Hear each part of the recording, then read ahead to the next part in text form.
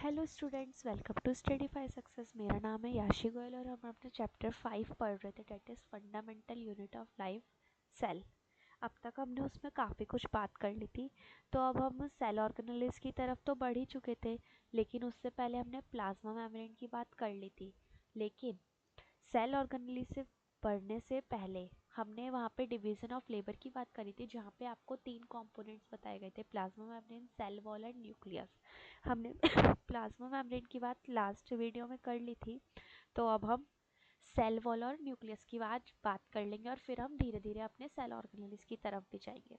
ये थोड़ा सा लेंथी चैप्टर है, बहुत बहुत इंटरेस्टिंग है। अगर आप बहुत ध्यान से सुनेंगे ना सारी videos, I am pretty much sure कि आपको ना लास्ट तक सुनते सुनते ऐसा लगेगा कि biology is the most easiest subject. मतलब पता नहीं लोग क्यों बायोलॉजी को टफ कहते हैं, कि उसमें बहुत सारे निमोनिक्स होते हैं, बहुत सारे एक्रोनिम्स होते हैं, बहुत सारा कुछ मेमोराइज करना होता है। लेकिन मुझे अपने पार्ट पे हमेशा लगता है कि that is most easiest subject which I ever studied. चलो बिना टाइम वेस्ट किए पहले पढ़ लेते हैं, ठीक है। सबसे पहले बात आती है सेल वॉल क्या होता है। हमने एक बात देखी थी, प्लांट सेल के अंदर ही सेल वॉल होती है, एनिमल के अंदर नहीं होती, राइट। वही इन लोगों ने बोला, it is the outermost covering of plant cell. Outermost covering होती है प्लांट सेल की, एनिमल सेल्स के अंदर ये एब्सेंट होती है। सेल वॉल रिजिड होती है, स्ट्रॉन्ग होती है, बहुत ज़्यादा रिजिड होती है। इसके बारे में ना आप अपने 11th क्लास में भी पढ़ेंगे। जो सेल वॉल होते हैं ना, वो मैग्नीशियम और कैल्शियम की बनी होती है। उसके भी कुछ कंपाउंड्स होते हैं, मुझे एग्जैक्टली वो चीज़ याद नहीं है कि मतलब वो मतलब हर बार ना वो डिफ़र होता है, क्योंकि ना वो कई सारे कंपोनेंट्स की बात करते हैं, लेकिन मोस्टली ये ना मैग्नीशियम और कैल्शियम के कंपोनेंट्स की बनी होती है। तो जो चीज़ कैल्शियम की होगी तो आप खुद सोच सकते हो कितने हार्ड होगी ना, स्ट्रॉन्ग होती है, थिक होती है, पोरस भी होती है, और इसका नॉन लिविंग स्ट्रक्चर होता है। It is made up of cellulose and hemicelluloses. ये सेल्यूलोज और हेमीसेल्यूलोज की बनी होती है। Cell walls of two adjacent cells and joined by a layer called middle lamella. मतलब दो एडजेसेंट सेल जब किसी बीच की लेयर से जॉइन होते हैं, ये बीच की लेयर आपको दिख पा रही होगी इस डायग्राम में, that is known as middle lamella. उसे हम क्या कहते हैं, मिडल लैमेला कहते हैं। और जब माइक्रोस्कोपिक चैनल्स होते हैं, मतलब आपको ये दिख रहा होगा इस डायग्राम में, ये वाले जो ऐसे करके चैनल्स बने हुए हैं, इन्हें हम क्या कहते हैं, प्लाज्मोडेस्माटा कहते हैं, जिससे ट्रांसपोर्ट हो पाता है, ठीक है। अब आपको इस डायग्राम में भी दिख रहा होगा primary wall, secondary wall and plasma membrane. ये कब क्या है, सेल वॉल की ना एक बाहर वाली वॉल होती है, फिर एक सेकेंडरी वॉल होती है, और एक उसके अंदर क्या होता है, प्लाज्मा मेम्ब्रेन होती है। कहीं कहीं किसी किसी बुक में ये भी मेंशन है कि उनकी एक टर्शरी वॉल भी होती है, लेकिन अभी के लिए आपको इतना ज़्यादा कुछ डिटेल में जाने की ज़रूरत नहीं, क्योंकि ये सारा कुछ आपकी हायर क्लासेस में आता है। अभी के लिए आप middle lamella and plasmodesmata most priority base पे याद रखेंगे, क्योंकि ये 1 मार्क का क्वेश्चन में बहुत फेवरेट क्वेश्चन है सीबीएसई वालों का, ठीक है।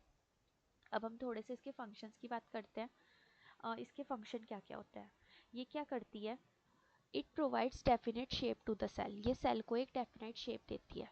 अब रीज़न जान ले पहले, इसका कुछ भी होता है उसका एक रीज़न होता है, राइट। अगर वो इतनी स्ट्रॉन्ग है, हमने ऊपर बात करी कैल्शियम वगैरह की होती है, स्ट्रॉन्ग है, यानी जब स्ट्रॉन्ग है कोई चीज़ उसको इफेक्ट नहीं कर पा रही, यानी वो सेल को क्या देगी, एक शेप देगी। अब आपने सिर्फ एक बात याद रखी कि सेल वॉल बहुत स्ट्रॉन्ग है, राइट। अब उससे आपको उसका एक फंक्शन भी तो याद हुआ साथ में। ये होता है मेन बायोलॉजी पढ़ने का तरीका, कि आप एक चीज़ याद रखो और उसको इतने अच्छे से समझो कि आपको ना उसके आसपास की 4-5 चीज़ें ऐसे ही टिप्स पे याद हो जाए, ठीक है। मतलब हो सकता है अभी आपके पास ये हैबिट ना हो, लेकिन आप जब इस हैबिट को थोड़ा सा डेवलप करने की कोशिश करोगे ना, तो आपकी हैबिट बहुत अच्छी डेवलप्ड होगी, राइट। अब it provides strength to the cell. अब अगर फिर से मैं इस हैबिट की बात करूँ, फिर से हो रहा है, जहाँ कैल्शियम है वहाँ स्ट्रेंथ तो होगी ना। सुना नहीं है, बोन्स को स्ट्रॉन्ग करने के लिए कैल्शियम नीड होता है। अब कैल्शियम है तो सेल को स्ट्रेंथ भी देती है, ठीक है। अब क्या पता चला, एक कैल्शियम वाली बात याद रखी कि मतलब वो बहुत स्ट्रांग होती है सेल वॉल जो होती है, राइट। लेकिन उससे क्या, दो बातें याद हो गई, दो बातें क्या याद हो गई, उसके फंक्शंस याद हो गए, ठीक है। और एक क्या होता है, it is permeable and allows entry of molecules of different sizes. ये परमिएबल होती है और बहुत सारे मॉलिक्यूल्स की एंट्री को अलाउ करती है, अलग अलग साइजेस के जो मॉलिक्यूल्स होते हैं, ठीक है। अब आई होप आपको सेल वॉल के बारे में क्लैरिटी मिली होगी, और आपको हो ना हो कहीं ना कहीं ये एक वे भी मिला होगा कि आप किसी भी चीज़ को कैसे पढ़ सकते, कैसे याद रख सकते और कैसे एक चीज़ से दूसरी चीज़ को लिंक करके समझ सकते हो, और आपके माइंड में बहुत सारा कुछ ऐसे मैस नहीं होगा कि मुझे उसका वो भी याद रखना है, मुझे उसका वो भी याद। आपको सिर्फ एक बात याद रखनी है, सेल वॉल एक स्ट्रॉन्ग है, right. Cell wall is most strongest. Shape भी मिल जाएगी, स्ट्रेंथ भी मिल जाएगी, लेकिन समझना पड़ेगा उस चीज़ के लिए, ठीक है। अब हम देखते हैं न्यूक्लियस। न्यूक्लियस क्या होता है? Nucleus is the most important cell organelle. Nucleus सबसे मोस्ट इंपॉर्टेंट सेल ऑर्गेनेली होती है which directs and controls all the cellular activities, जो सारी सेलुलर एक्टिविटीज को कंट्रोल करके चलती है। किसी किसी केस में इसे ब्रेन भी कहा जाता है, जैसे यहाँ पे भी लिखा है, it is called as headquarter of the cell and controller of the cell. किसी किसी बुक में से ब्रेन ऑफ द सेल भी लिखा हुआ है, राइट। और ये किसने डिस्कवर करी थी? रॉबर्ट ब्राउन जी ने डिस्कवर करी थी 1831 में। जो बात मैं आपको स्टार्टिंग में कह रही थी, जब मैंने सेल की डिस्कवरी की बात बताई थी आपको, कि आपके पास कहीं कहीं क्वेश्चन ये भी आता है कि न्यूक्लियस की किसने डिस्कवरी करी, तो आप इस चीज़ को भी याद रखेंगे। एंड मेक श्योर जो हमने सेल के लिए पढ़ा था वो सर रॉबर्ट हुक थे, रॉबर्ट हुक, और ये रॉबर्ट ब्राउन है। आप प्लीज़ नाम में कंफ्यूज मत होइएगा, क्योंकि ये बहुत सिमिलर से नेम है, ठीक है। अब यूकैरियोट्स में क्या होता है? एक वेल डिफाइंड न्यूक्लियस प्रेजेंट होता है, प्रोकैरियोट्स में एक वेल डिफाइंड न्यूक्लियस एब्सेंट होता है। ये बात हम पीछे पढ़ चुके हैं। प्रोकैरियोट्स के केस में न्यूक्लियोइड प्रेजेंट होता है, राइट। हाँ, एक और बात मेन इंपॉर्टेंट, जब भी आप कुछ पढ़ते हैं और उसमें अगर आपको वही सेम चीज़ रिपीटेशन होती है लेकिन उसका कुछ और नहीं होता, जैसे अब यहाँ पे प्रोकैरियोट्स में लिखा है न्यूक्लियस एब्सेंट होता है, लेकिन उन्होंने कहीं ये नहीं लिखा कि प्रोकैरियोट्स में न्यूक्लियोइड प्रेजेंट होता है। तो अब आप इस चीज़ को यहाँ पे याद रखेंगे, उस चीज़ को बार बार रिपीट करेंगे, तो आपको एक अलग टाइम पे बैठना नहीं पड़ेगा कि हाँ मुझे अब बैठना है, मुझे ये सब लर्न करना है, नहीं, आपको साथ साथ मेमोराइज होता रहेगा, राइट। अब जैसे इसमें इन्होंने नेक्स्ट पॉइंट लिख दिया है भले, लेकिन आप ऊपर वाले पॉइंट पे ही याद रख लो वो बात को, आपको नेक्स्ट तक जाने का ऐसा लगेगा ही नहीं कि मुझे कुछ अलग करना पड़ रहा है, right. Prokaryotes contain a primitive nucleus called nucleoid. Prokaryotes में क्या होता है? न्यूक्लियोइड होता है। ये बात हम ऊपर ऑलरेडी देख चुके हैं। अब एक और बार देखने से हमारा और वो कंफर्म हुआ है, मतलब एक और बार उस पर स्टैम्प हुई है, हम और पक्के हुए हैं उस चीज़ को लेके। ये तरीका होता है हमेशा बायोलॉजी पढ़ने का, ठीक है। अब इसकी एक डबल लेयर कवरिंग होती है जिसे हम न्यूक्लियर मेम्ब्रेन कहते हैं। अब एक और चीज़, जिस भी चीज़ की जो मेम्ब्रेन होती है वो उसके नेम से रिलेटेड होती है, जैसे प्लाज्मा मेम्ब्रेन, मतलब मेम्ब्रेन जहाँ भी वर्ड आ जाएगा ना उसका मतलब है कवरिंग। आप इस चीज़ को ध्यान रखेंगे, जहाँ भी मेम्ब्रेन आएगा वो क्या है? कवरिंग है उसकी, जैसे हम कवर करते हैं ना किसी भी चीज़ को, वैसे, ठीक है। Nuclear membrane has pores which regulate the movement of material in and out of the cell.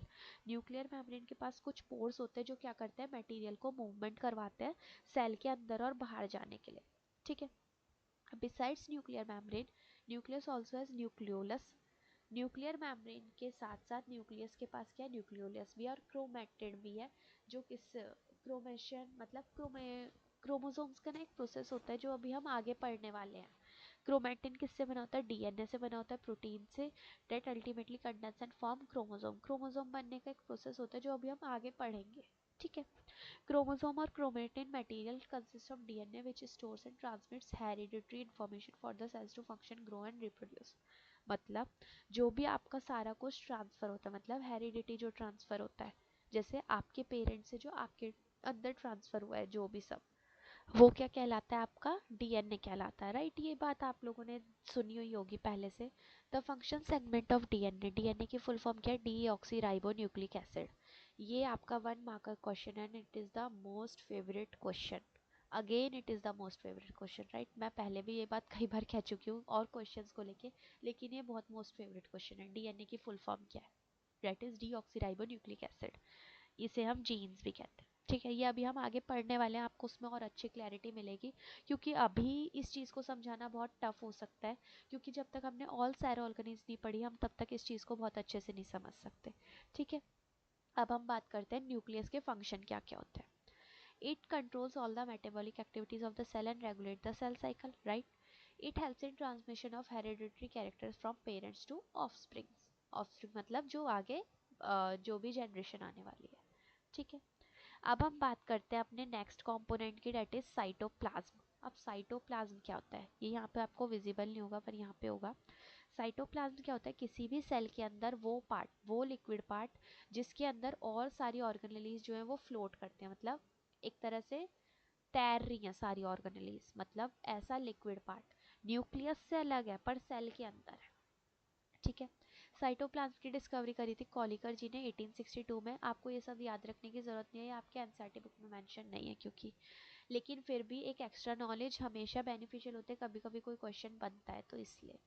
It is the site of both biosynthetic and catabolic pathways. इसमें दोनों साइट, मतलब ये दोनों तरह के पाथवेज को वो करता है, मेंटेन करके चलता है। It can be divided into two parts, दो पार्ट में इसको डिवाइड किया जा सकता है, that is cytosol and cell organelles. अब इनके बारे में थोड़ा थोड़ा पढ़ते हैं, फिर आपको और अच्छी क्लैरिटी मिलेगी।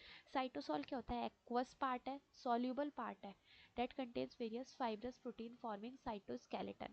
It contain about 90% of water, 7% of protein, 2% of carbs and 1% etc. मतलब साइटोसोल जो है वो सेल ऑर्गेनेलीज के साथ, मतलब साइटोप्लाज्म के अंदर साइटोसोल और सेल ऑर्गेनेलीज दोनों प्रेजेंट है। वो मतलब दो पार्ट्स में डिवाइडेड है बेसिकली। अब जो साइटोसोल होता है ना, उसके अंदर बहुत सारे प्रोटीन्स मिलते हैं जो साइटोस्केलेटन बनाते हैं, राइट।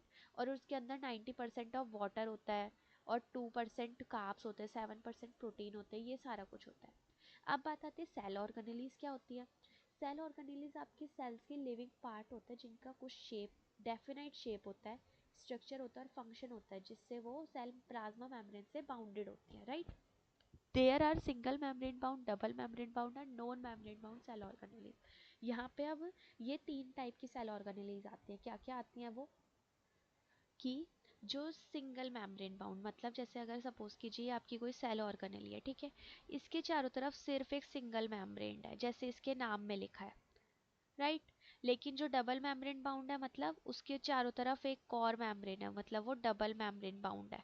लेकिन जो नॉन मेम्ब्रेन बाउंड है, मतलब उसकी कोई मेम्ब्रेन ही नहीं है, ठीक है, वो ऐसे ही नॉर्मल सेल ऑर्गेनेली है।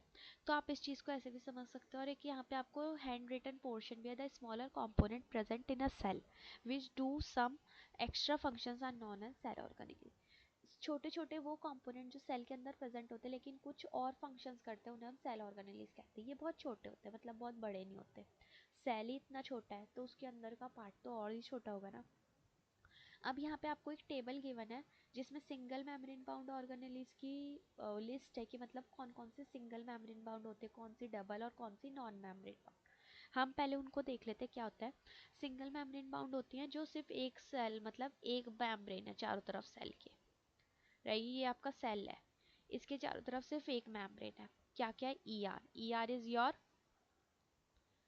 Are is your endoplasmic reticulum. क्या है, एंडोप्लाज्मिक रेटिकुलम। मैं लिख लेती हूँ यहाँ पे, E R is your endoplasmic reticulum.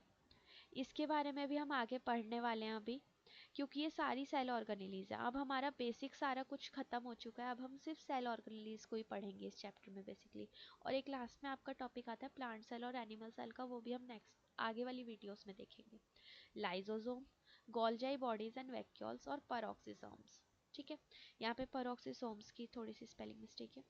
Double membrane bound कौन से होते हैं, माइटोकॉन्ड्रिया और प्लास्टिड्स, और इनके पास अपना अपना ओन डीएनए मटेरियल भी होता है, ये भी बात आप ध्यान रखेंगे। और non membrane bound cell organelles कौन से होते हैं, ribosomes, centrosomes and microtubules. Centrosomes और माइक्रोट्यूब्यूल्स हम एक साथ पढ़ेंगे क्योंकि दोनों आपस में बहुत लिंक्ड हैं, और राइबोसोम्स को भी हम पढ़ेंगे। अब ये सारी सेल ऑर्गेनेलीज हम एक एक दो दो करके पढ़ते जाएंगे, क्योंकि इनके बारे में आपको बहुत ज़्यादा एक्सप्लेन्ड वे में नहीं जाना, आपको बहुत ब्रीफली पढ़ना है। लेकिन जैसे जैसे आप पढ़ोगे ना, आपको पता चलेगा कि कितना कुछ हमारे बॉडी के अंदर होता है और अब तक हम उस चीज़ को देख ही नहीं पाए, अब तक हम उस चीज़ को जान ही नहीं पाए हैं। तो it would be the most fascinating journey.